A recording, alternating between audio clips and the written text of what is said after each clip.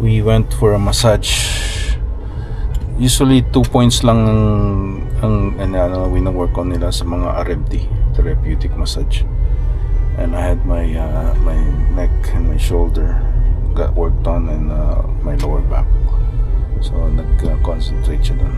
So nag-ask din ako na i-try niyang more stronger pressure. So she did that. All right.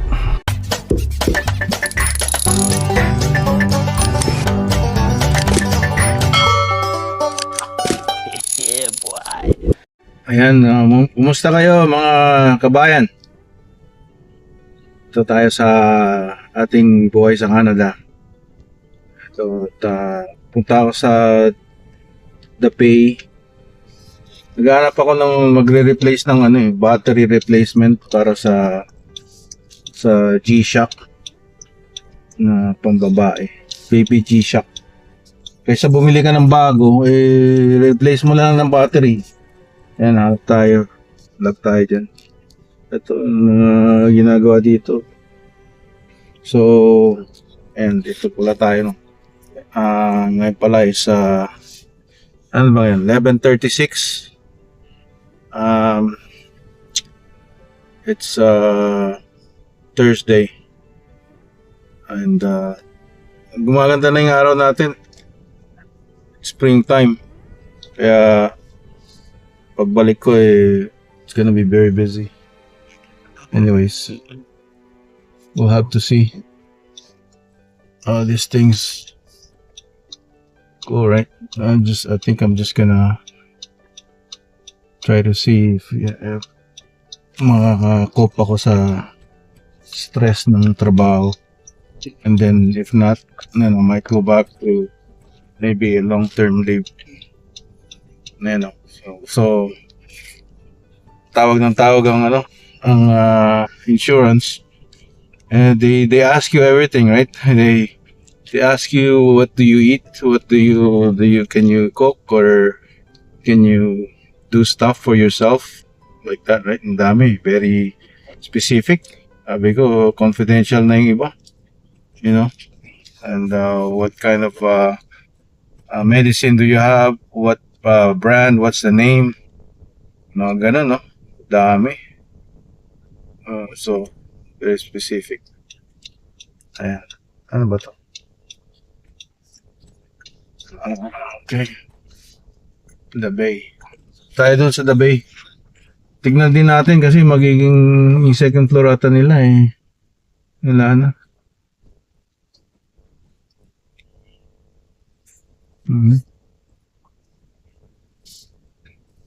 So magiging Northern Health Hospital daw. Ayan, dito tayo. Mucho Burrito. Ayan, magiging ito, hospital na rin itong kabila.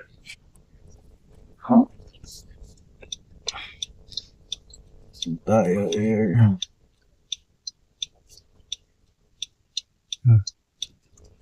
Fresh Mexican Grill. Nako. Kita ako dyan. Katipid-tipid ng meat. Hindi na ako bumalik. 4 pieces meat lang ata ang binigay. Tapos nasa $15, $16. Tinipid. Kaya hindi na ako bumalik. Ito tayo. Park muna tayo dito. Park tayo na parang ready na for going out. Para hindi na tayo mag-back out. Ayan. Nanay na raw to Lilitan. First floor na lang Hudson Bay. Sa second floor ay magiging University Hospital. Part na ng hospital. Online or pick up form. Dito tayo sa Work BC Center. Sabi nila namin daw resources dito para sa trabaho sa Canada. Yan, tingnan natin, check out natin yung mga nila, job opportunities dito. Yan. Hampas lupa tayo. Dito, hampas snow tayo. Ng ilang buwan. Hampas lupa. Yan. Okay, will do. Okay, sounds good. Thank you. Have a good day. Yeah. Bye-bye. Ulam natin. Ito. Sardinas. Na may bahaw na kanin. Talo-talo na yan.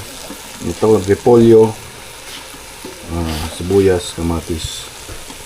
Salt and pepper. Little paprika. Niluto ko muna yung gulay first. The next day. Yan, magandang tanghali dito. Bili tayo ng pangkare-kare. May kapitbahay kaming gumagamit ng damo. Every afternoon ata gumagamit siya ganitong oras. Oras ba? 3:55. Yan, punta tayo ng malingki tayo ng ating kakainin.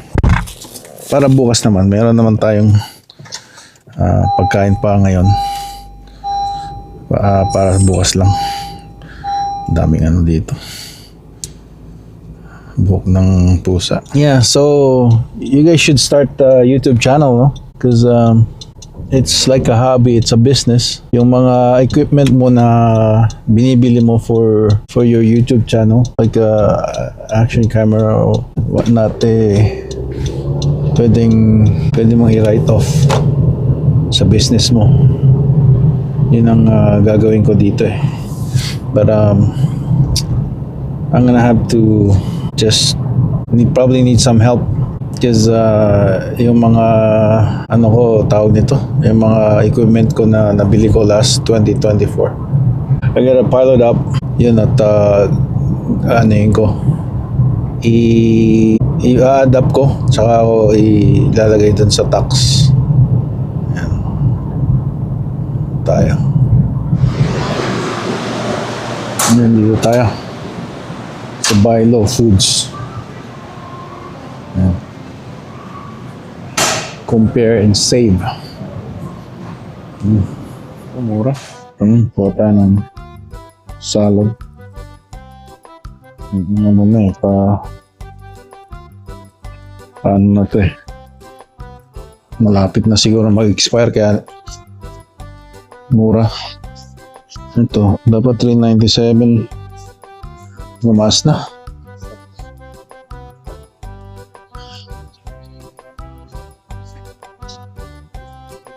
Ito, 497. Ito. Buwan natin yung red naman. Per pound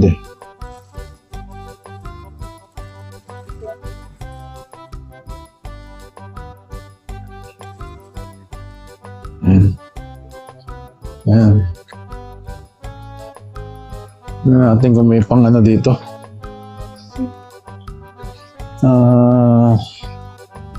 Ano ba? Bili tayo nito. 497 na mahal. Konti. Pang kare-kare.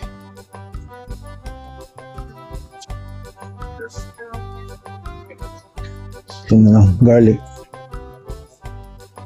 97 cents. Bigyan tayo nito. Yums. 97 per pound. Ito malalaki.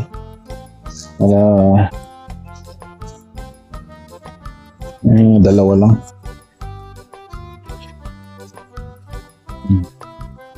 Bigyan tayo nito.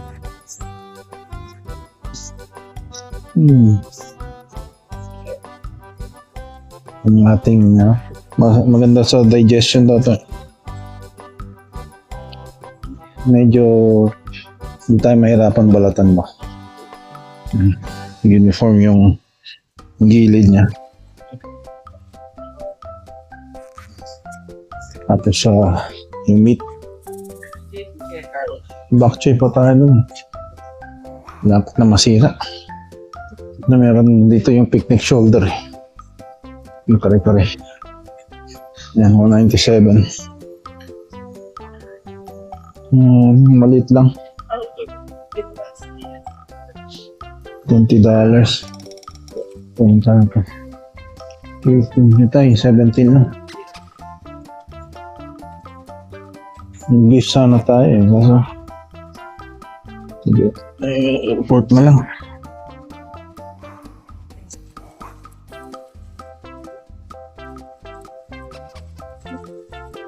Saan na? Yan, parang mura din to. Dalawa is ano ba, 11.42, dalawang manok. So, yan. Mas mura dito. Ito mahal ng mga pakpak eh. Kasi gusto ng mga puti yan. Tsaka yung mga, especially yung mga breast. Skinless. Ayan, presyo.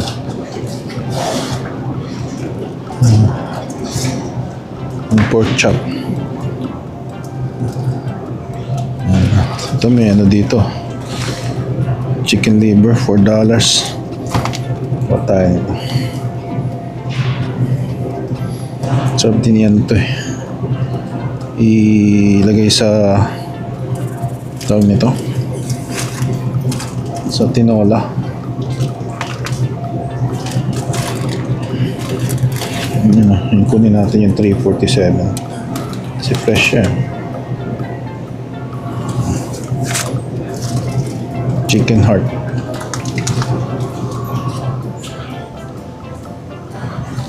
Bayad na tayo.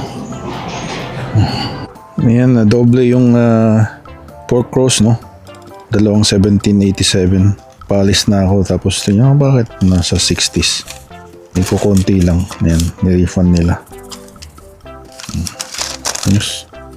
Balik din sa card mo. The next day. Magandang umaga, tanghali, gabi sa inyo, mga kabayan. Ngayon, natin yung mga discuss natin yung mga pangyayari tungkol sa World War III, ganyan. Si Zelensky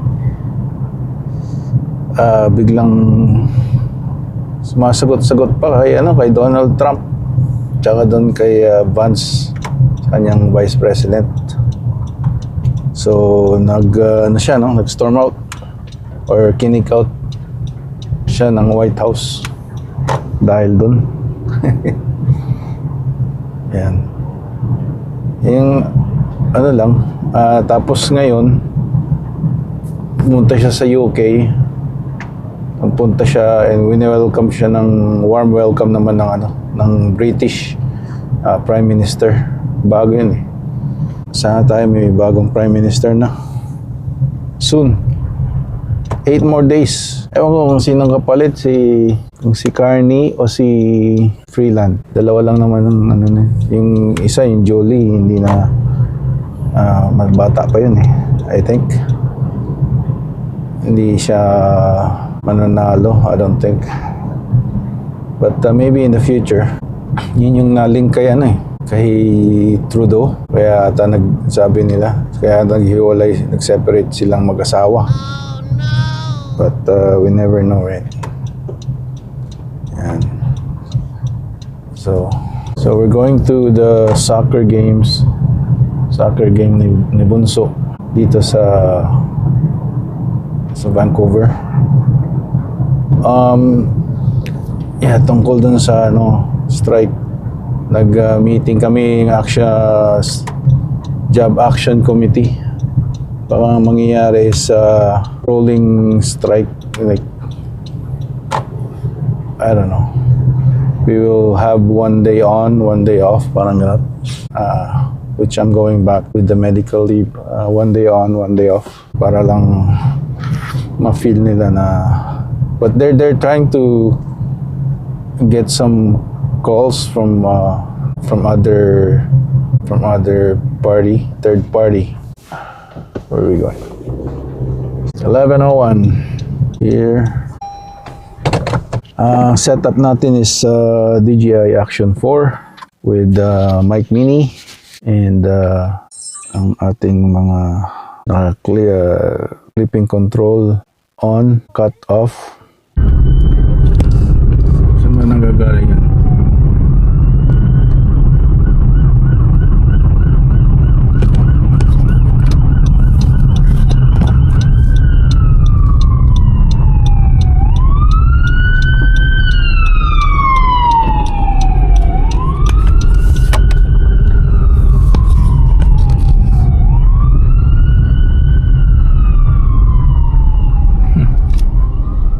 Yan dito pagka may emergency siren, kailangan mong tumabi.